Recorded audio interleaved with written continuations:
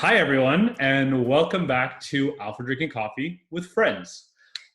This is podcast two or episode two, and I am here with Grady Buhler from JJ Bean, the coffee quality leader. I'm pretty sure I got that right? Nailed it. Okay, perfect. So we're basically just going to talk. I wanted to get his insights on coffee and his thoughts about the coffee community, coffee culture, just everything that has to do with coffee. Me and Grady actually worked together on a shoot a little while ago. This was like 2 years ago. Yeah. Wait, is it 2 years ago? I think so. I think like the Port of Vancouver deal that we did was like 2 years ago when we first met. Wow. Yeah. And then we actually worked together on a roast together, which was a lot of fun. I still remember like walking downstairs to the tasting room, like the first time you were showing me the tasting room, and it's this like dark room, and I'm like, where are you taking me? Like, I think you were a little bit scared at that point. But I was terrified. I'm like, and dragging me. Oh man, it all worked out. It really did. It was so much fun. So first of all, thanks for being here. I really appreciate it. And hopefully next time we can actually do this in person and not in quarantine. So just start off. Why don't you tell us about a little bit of what you do and at JJ Bean and what you do in coffee? Yeah. So I'm as you say, the coffee quality leader at JJ Bean, which basically means that I oversee anything to do with coffee quality. So I'm ultimately responsible for all of our coffee purchases, all of our blends, all the single origins that we release. I work closely with Nicholas, who's our head roaster, on the roast profiles and on the roasting side. And I also train all of our retail staff. So we have 4 levels of training at JJ Bean. And there's kind of training and evaluations for each of those levels. So I'm really hands-on in terms of the training on the retail side as well. And then I work a little bit in wholesale with some customers, and I work also as a district manager with our retail store. So usually I have a very full plate. Right now things are different, and I'm taking a little break, but that's kind of I wonder why you're taking a break. Yeah, that's a kind of a summary of what I do. Yeah, for sure. No, that's awesome. I know that I know you're basically a jack of all trades, and I know like everyone basically goes to you asking questions at JJB, and like the few times we've met at the coffee shop, they're like, "Oh, Grady, like, what do you think of this or that or whatever?" And you're involved in literally every aspect of it, right? Which is really cool. And quite frankly, I'm glad we met when we did, because it led to like some awesome like conversations, not just coffee related, but just awesome conversations as a whole, which was really cool. For sure. Okay, so number one question that I have, outside of what do you do, is what is your favorite coffee, or if you have a favorite coffee, or if like I know you've had thousands upon thousands. So it could be like the most recent favorite. Okay. So I'm really feeling Colombian coffees right now because we were in Colombia in January. So we're just off a fresh trip, and of course, anytime you visit a place, it just kind of, it's intoxicating. It gets into your mind and your heart, and Colombia for me is Colombian coffee is some of my favorite coffees anyway. But being able to visit some of the producers that we've bought from and not ever have, having not met them before, and then meeting them and seeing the producers and seeing the farms, it just reinvigorates the passion for what we do. So definitely on a bit of a Colombian kick, although we just released a coffee from Ecuador. It's our first. Have you ever had a coffee from Ecuador before? No, right. We've never released a coffee from Ecuador, but this is a real gem, and it has some Colombian kind of qualities to it. Okay. And if I can tell you why I like the best Colombians to me, you can tell I haven't talked about coffee in a while, so I'm like, I get to talk about coffee again. Super excited about it. I'm glad I gave you a platform for it. Yeah, great. Yeah. Sorry. Just cut me off anytime. No, you're good. Talk for hours. It's fine. For me, a course, Colombia has all different regions and with different profiles. But to me, my favorite coffees from Colombia have this concentration. The only way I can really describe it is they're concentrated, Hmm. meaning they have this like intense, focused flavor. This kind of um, uh, they're like firing on all cylinders. Lots of body, lots of acidity, lots of aromatic intensity, and just like a concentrated flavor. I think the best Colombians have that thing. They're Okay. not flabby, you know. They're Oh. they're they're They're not like the best. flatline. They're just like, No, okay, they're okay, electric. They're electric. yeah. So yeah, Okay, that's awesome. That's awesome. No, like like for me, like I haven't had a Colombian in a while, and you know, like for me, like my number one was Nigerian coffees, right? Like they were, or sorry, not Kenyan coffees. I was like Uh, I'm Nigerian like, what are you coffees. talking about? No, you could tell I haven't talked about Yeah. coffees in a while either. No, so Kenyan coffees. Yes, I know you're a Kenya fan. Yeah, Like, and the reason for the Kenyan coffees is just like the flavor profiles are so abstract and they're so complex, and you yeah, taste every note. Like you have other roasts and other origins where you're just like, okay, this is a good cup of coffee. right. I haven't had a Kenyan coffee that wasn't anything other than exceptional, Yeah, yeah, yeah, right? yeah, So that's my thing. But quite frankly, I need to try those Colombian coffees. yeah. So I'm gonna eventually, once you have them roasted and everything, I'll probably reach out to you and try Yeah, them man. out. Yeah, add them to your stash of thousands at home Uh, there. it's a problem, but I'm going through that stash so fast. I'm running low on my like 3 years worth of coffee. But yeah, no, that's awesome. Okay, so another thing that like I was thinking about is like you've seen like you've been in the industry for a while, right? Like how long have you been in coffee? Close to 20 years. 20 years. Yeah. Have you seen a massive change in the coffee culture? Like, not just in Vancouver, but like in Canada. I know that you work out in Toronto every once in a while too, Yep. and you've traveled, Yep. obviously. Yep. So, have you seen like a massive change or a massive shift in the last 20 years? Oh yeah. Uh, where to start? I mean, I don't even know. There's been huge changes in the last 20 years. You know, I can at least speak for my experience at JJ Bean close to 20 years ago. You know, back then blends were the thing, Hmm. and your blends were secret. You know, you Yeah. had like, and we had like, I don't know, over 20 blends, and they all had weird names. And I look fondly back on those days. Mhm. And they were all kind of secret blends, and we had our blends, and the other roasters, and there weren't very many back then. They had their secret blends, and nobody was sharing anything. Of course, now everything has really shifted to more single origin, Hmm. and not just single origin, but you know, single farm, single Hmm. producer stuff. Hmm. So that's been one huge difference. Yeah. Um, you know, the roasts have gotten way lighter than they were, you know, 15 years ago. Hmm. Things have kind of gotten lighter and lighter and lighter and lighter. And just recently, I think I've started to see that being pulled back a little bit, where we maybe went too far on the light side and things got a little grassy and a little, Yeah. you know, sour. And now You're we're kind of literally finding it. drinking green coffee beans. Like, Yeah, right, right. And a lot of roasters still do light roast really, really well. hmm. So but yeah, I mean, going lighter is a big thing, but dark roast was king 20 years ago. Yeah. So that's a couple, and of course the whole artisan aspect to coffee, where you're not just like, you know, making it as strong as possible.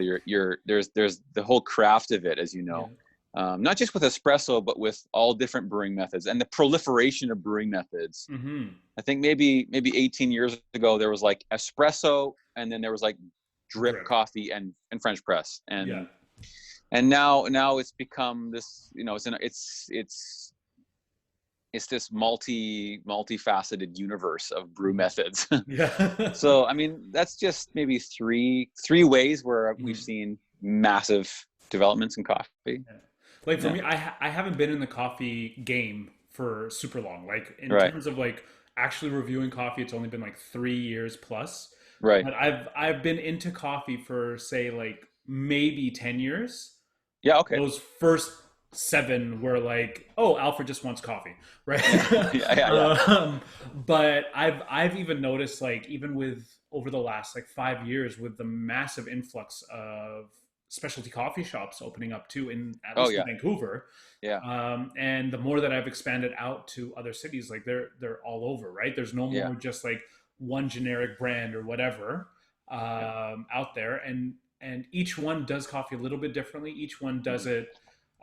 There's slight tweaks to it, and like you were saying, there's so many variations to the brewing methods. Like one place will have a Chemex going, one place will have the V60 instead. Some places have the AeroPress. Like it's all over the place, and each one does it a little bit differently, and each one has each. I found that it's not just like the location that has different brewing methods, but the individual baristas have different brewing methods that they go for and their expertise, right? There's even competitions for it, right? Yep. Like we've talked about this before. There's so many competitions out there for different brewing methods. There's so many competitions for coffee as a whole, right?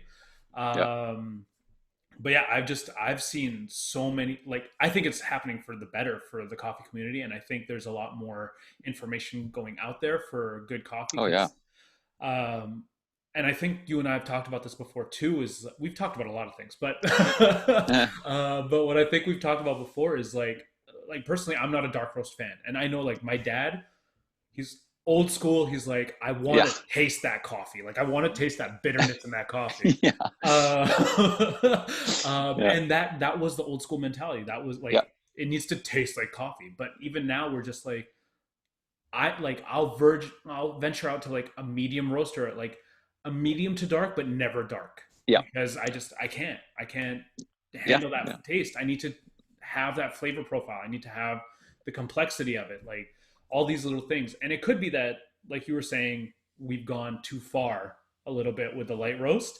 But at the end of the day, I find it's all about experimenting, right? Yeah. It's not an exact science. Like there's some things to it that is, quite frankly, Yeah. Yeah. but I think it's all about testing things out and testing the waters and testing out Yeah. different coffees, different like every year with a different farm, different source, and just seeing what works, right? Oh, totally. Yeah. Yeah. And like you say, every roaster has their own little spin on how they approach it. Hmm. And I'm with you. I don't dig dark roast, and I'm yeah, light to medium is where I live. Hmm. But yeah, and yeah, the one counter I think I would have is that maybe this is more of a less of a specialty coffee thing and more of a specifically JJ Bean thing. Hmm. But we're really trying to make specialty coffee as accessible as possible for people. Yeah. So we're not just trying to appeal to the coffee geeks, although we want our coffee to be loved by the coffee geeks, obviously. Hmm. Hmm. But we're trying to make specialty coffee, which is actually quite a complex world that is sometimes difficult to understand when you just come into it. Yeah. We want to make it accessible for people, and we want the coffee to be really interesting and complex and Hmm. nuanced and all of those things, but also balanced and drinkable at the same time. Yeah. So I like to use the word satisfying. So, and this is maybe a personal thing for me too. I want my coffee to be complex and interesting, Hmm. yes, but I also want it to be satisfying. Yeah. I want to go like, yes. And if it's just a hair too dark, Hmm. it's not interesting anymore. It's not complex. It has no finesse. It has Hmm. no. It's dead. Yeah. But if there's not enough sweetness to balance the acidity, then it can be interesting but not satisfying. Yeah. It's that So, perfect balance, right? Like it's always yeah, looking for that perfect balance. I totally get that. Like yeah, yeah, I've found that like there are times where I'm just I'll have a coffee and I need to finish that cup of coffee and be like, yes, I am caffeinated. I am happy. I've enjoyed that cup of coffee yeah. from Right. start to finish, right? Yeah, yeah, yeah, Um, but it also has to be memorable to me, right? yeah. And to be honest, there's times where I'm just like, okay, was this a memorable coffee or was this a satisfying coffee only, right? Right, And that's right. kind of how I balance it out, right? Totally. So I totally feel you with that. Like Yeah, that's huge. yeah. But that's awesome. Yeah. Like, where do you think the coffee's going to go from here? Yeah, that's a really good question. And I think we've seen things like, I don't want to say coffee's plateaued, but I think there's definitely been less crazy innovation in the last 3 to 5 years Hmm. than there was in the years previous. Hmm. Um, But do you think and that's because of tech? Like just tech being implemented a lot easier, or what do you think it is? I think so, and I think it's also because now everyone knows what everyone else is doing, and everyone's sharing what they do, and which is awesome, right? Hmm. Sharing. And of course, and now everyone is. I don't want to say everyone is doing a variation on the same thing, but we're all reading the same people, and Yeah. you know, we're all communicating with each other, and so we're all roasting coffee in the best way that we can in similar ways. Hmm. We're also brewing coffee in similar ways. Like Yeah. now we can measure TDS, for example. Yeah. Yeah. We have the ability to brew coffee to a specific TDS that we Mhm. like, for example. So Do you this, want to just because like yeah. I understand it, but do you want to explain what Oh, TDS sorry, yeah, is? yeah. Just because there's Measuring, gonna like I'll be yeah, honest, there's some people that are gonna probably listen to this. Maybe the like one person that's listening to this is gonna be like, "What's TDS?" yeah. It's a So total dissolved solid. So it's just a no. I'm just talking about the way of measuring the brew strength of a okay, coffee. cool.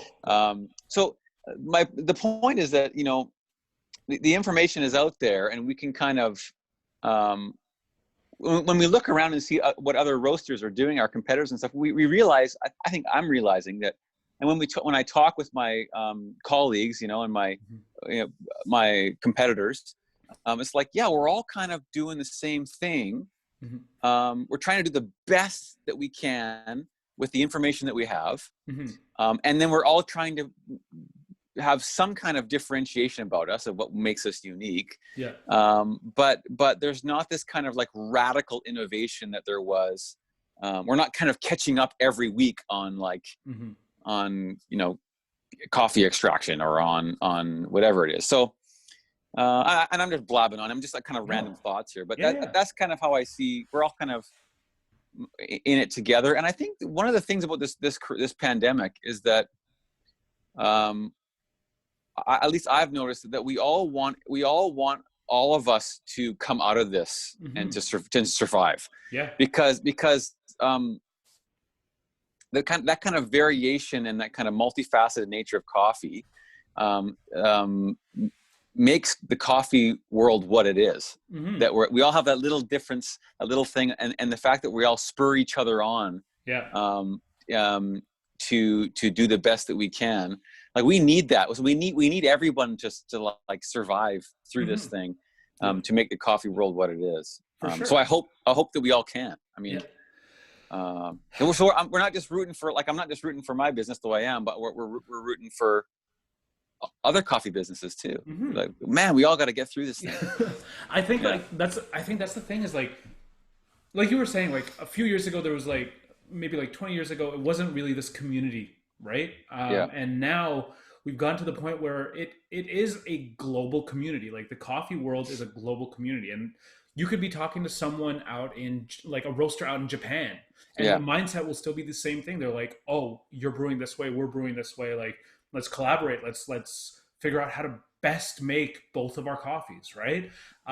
And now we're in a position where a lot of shops are shut down, and a lot of shops are concerned, right? yeah, yeah, And I'm hoping that people can get out there, right? Like finding ways to support one another is huge, and I think that's missing in a lot of industries, which is another thing that attracts me to the coffee industry as a whole, is because it's not really a competition thing. Sure, there's like competitions to be like, oh, who's like got the best espresso blend or single origin or whatever, and like baristas and all that.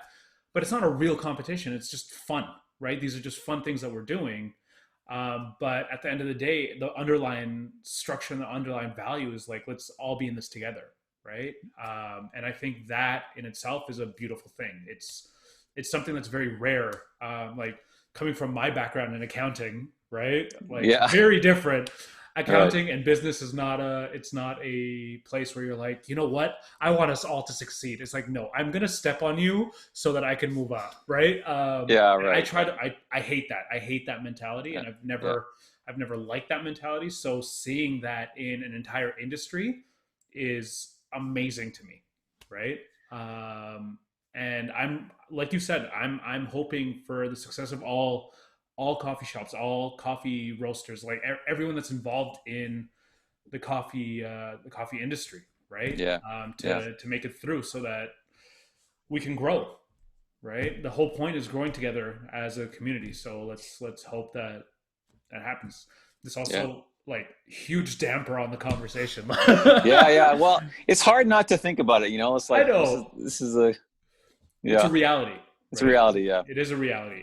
But it's good to know that like everyone's trying to support one another, right? Yeah. That's huge. But yeah, one thing that you mentioned before that I just realized like would be a good thing to address is like the whole accessibility of coffee, Yeah. right? Right. Because for me, my biggest thing for my brand is helping people that are not really into coffee or just getting into coffee to show them that there's more than like one kind of coffee and show them Yeah. that like there are good, easily accessible coffees at the same price point that you're paying for your regular everyday coffee, right? Um, do you think that over the next 10, 15 years, say we get out of this pandemic, say we get out of everything and we start growing, the way that the industry's trending, do you really think that that accessibility is going to get harder and harder to reach for people just getting into coffee? Or do you think it's going to like grow a little bit more from No. accessible to exceptional coffee? Can you rephrase that? In one in yeah. Okay, so right now we're accessible, right? We have Yeah. accessible coffee. We're Yeah. also trying to get exceptional coffees for those that are like Yeah. super into coffee and understand Yeah. the complexity of coffee.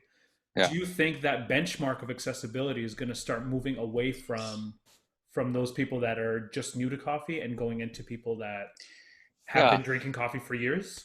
I think I'm going to push back a little bit here, and I guess I'm trying to make exceptional coffees accessible. Okay. Okay. So maybe that's a little bit of a different thing. Mhm. So I'm not thinking like, okay, we've got accessible coffee over here for these people, and we've got Mhm. exceptional coffee over here for the people who Mhm. really know. Yeah. What I'm trying to do is to take the exceptional coffee Yeah. that people in the know already know about Hmm. and share it with as many different people as Yeah. possible. Okay. So it's just a matter of how to do that, and It that that's okay. our ongoing challenge, right? That's fair because like I'm just thinking like there are some coffees out there, and I'm sure you've tried some of these coffees that are like $100 a bag or Yeah, yeah, yeah, yeah. like Right, 30, $40 a cup, right? right. And I don't like I would get it. I've paid 20, $30 for a cup of coffee, and it was the most amazing cup of coffee in my life. But would someone that's just getting into coffee pay Yeah, $30 for a cup? Probably not. Would they taste the things that we'd taste? Right, you right, more so than me, obviously, but would they taste those things? Probably not. Right, they can taste right. a good coffee compared to a bad, but and this is kind of one of my mentalities is you can taste the difference between a bad and a good cup of coffee, but Mhm. tasting a difference between a good and an exceptional cup of coffee takes a bit of time to Yeah, build that yes, palate, right? I'm with you there. Yeah, Yeah. yeah, So all I was thinking is like I know that like right now we're in that realm of there are really great coffees out there, but there's also some producers for like exceptional right. 100 grams, and you're paying like $200 for that cup Yeah, of for that like right. bag of coffee or whatever it is. Are we? Do you think that we're going to lead to that? I don't know if like you have the Yeah, answer to that, obviously, yeah.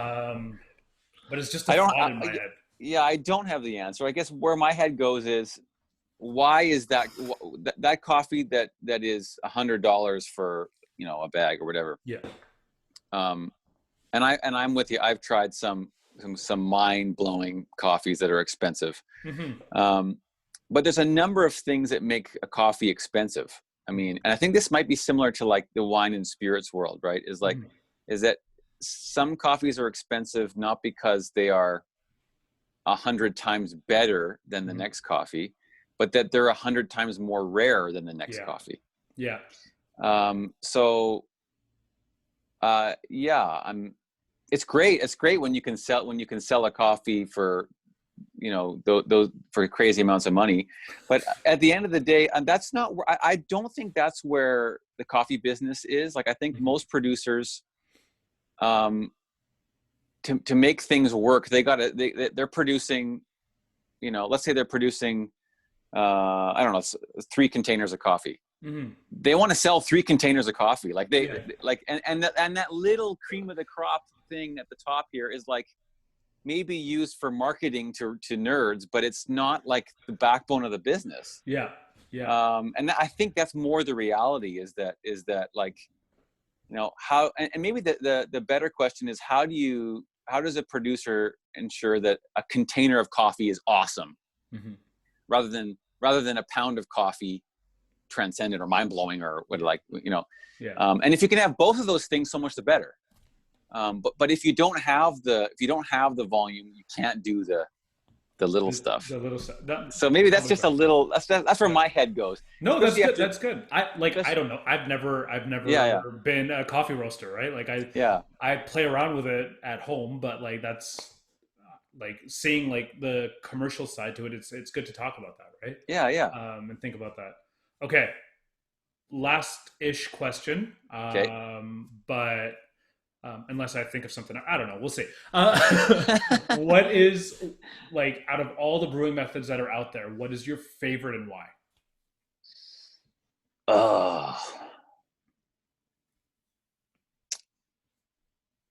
Yeah. At home. Yeah. At home right now, I'm doing a cone, automatic cone drip. It's a Bonavita machine. Okay. And it's awesome. And I know you're probably surprised to hear me say that, but I did not expect that. No. And I've kind of moved over to a kind of an automatic drip machine from. I used to do almost exclusively French press at home. But I've been gravitating more towards the clean cup. And as you know, I've got 2 kids. So I need to be able to hammer out a pot of coffee post haste. Yeah.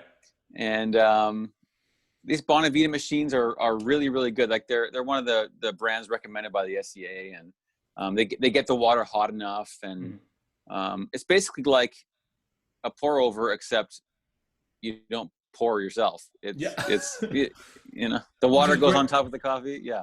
I was just gonna say, like, this is a huge, again, for people that like don't really know the coffee world. This is not like a regular coffee machine that you buy from like Walmart or whatever. This is like a specialty coffee machine that you would use. For sure. Yeah. Because if you said like just a regular coffee machine, I'd be concerned, and I'd be like, "Are you doing okay?" Check my temperature. Yeah. No. It's a good machine for sure. Okay. And it brews excellent coffee. And I've got, of course, as you know, I've tweaked it and dialed it in to the nth degree to make sure that it's producing coffee that I love. Yeah. But I also love French press as well. I love French press, and I know that's considered kind of old school, but I don't know. I'm a traditional kind of guy. If it works, it works. Like I'm a French press guy through and through. Yeah. But it might be a little bit different reasoning for you than me. But mine is just sheer laziness. It's just so much easier to make a great cup of coffee through a French press than any other method. So that's why why I do it. But obviously, like, I like my pour over, and I remember talking to you about this too, is like my Bodum pour over with the metal filter instead of like the filter. I love using that on the weekends too, like enjoying that coffee, the ritual. Yeah. So it's I don't know. I might have to look into that machine, quite frankly. It's called. I've got a Bonavita, but there are other. There's a Technivorm as well. Is a really good. There's a number of really, really good automatic brewers. Okay. And what I noticed, we were in Portland last year. I noticed that like most specialty shops down there now have moved to Fetco batch brew. Oh. And so I've seen in the industry, like, okay, there's batch brew, and then there's this proliferation of brew methods and stuff, and now there's kind of this return to batch brew. Mm-hmm. The kind of like, but it has to go that way, right? Like you have to like, okay, how do we make the best possible cup of coffee Yeah. for the most amount of people, you know? And then when you realize, okay, actually, if you do the batch brew right, it can taste just as good as standing there pouring the water. Mm-hmm. So maybe we should do that. And I like lots of different brewing methods. Yep. But in my life right now, where I'm at is like, how can I get the best possible coffee with the least amount of time and effort? I like it. I like it. You know? Man of my own heart, right there. Yeah. No, that's awesome. That's absolutely amazing. Yeah. Is there anything that you wanted to talk about, or wanted to bring up or mention, um, I'd about actually coffee? I'd like to ask you one of the questions you asked me. Like, how have you seen coffee changing in even just the last, since you've kind of been really, really in it in the last 3 to 5 years? Like, what are the things that you have noticed? Because your perspective might be a bit more narrowed, like in terms of focused than mine. When I Mhm. see kind of this broad picture. True. So what do you see as the My so I've seen a change to a lot more people. It's a combination, right? So there's the people that are just getting coffee to get through their day, right? The people that are just like, you know what, I'm gonna grab a coffee and whatever. But it's become more of a social aspect, more so than a need for caffeine. right? And I think, like we were saying with the old school methods and like how it was all just dark roast and like I need this to be strong or whatever, people of like my dad's generation, I'll use him as an example and throw him under the bus. Um, they just cared about getting that caffeine fix and going on with their day. Like they're going to work. They don't care about like spending time or whatever trying out different coffees. Whereas we've turned it into a social norm to go have a chat over coffee or to Yeah, sit and just enjoy a coffee. The amount of coffee shops that I've gone to and I've seen just someone sitting there reading a book, enjoying their cup of coffee, getting up, getting another cup of coffee, and just like enjoying the atmosphere of it right, has been amazing, right? right. I think there's a lot more people now that are leaning towards specialty coffees, and then you'll have the mix of people that are new to the coffee game, new to like just trying out coffees, and they're like, okay, if the experts are trying this, or my barista said like this is the most amazing coffee, then I'm gonna go try this. But Yeah, yeah, but then you also have those that are like, okay, I want to try things for myself. I like these notes. And I think a lot of companies, what they're doing now, a lot of roasters, they're providing the flavor notes so that you can decide what kind of flavors you want to try, like what yeah, you're into, right? yeah, Because when we were talking, when we were doing our roast together, I told you like a plum note would be yeah. amazing, like You're a right. Yeah, fruity plum note, and they're rare. They're yeah, not like, but I knew what kind of flavor profile I wanted. There's a lot of people that don't know that, but they get to experiment a lot more now. right. But I think it's trending towards a more like it is a social norm now, but it's trending more towards a necessity, Hmm. especially with the fact that now we can't have that. We can't go to a coffee shop and enjoy that. I think a lot of people are missing out on that coffee culture experience and that atmosphere Yeah, more so than the coffee itself, yeah, right? And it's all about the rounded package. It's the entire package of coffee, yes, right? So that's yeah, that's what I've seen. yeah. Yeah. That's good. Yeah. That's good. Yeah. And may the time approach swiftly when we can gather together and do it again. Right, right. Yeah. I'm hoping that we make it to summer and I'm just like, you know what, Grady, let's meet up for coffee. Like that Oh is yeah. that is what I want. Yeah. So we need to set that up and make sure that that actually happens. Crisp handshake Yeah, and a good cup of coffee. right. I miss our crisp handshakes. So badly, so badly. Well, thank you so much for this. Really, really appreciate this. And of course, I've probably given you a massive headache with my voice, uh, but but really appreciate it. And thanks for being on here, man. Oh, my pleasure. Anytime. Yeah, amazing. Well, anyways, this was Grady from JJ Bean Thanks a lot. And we'll see you guys soon.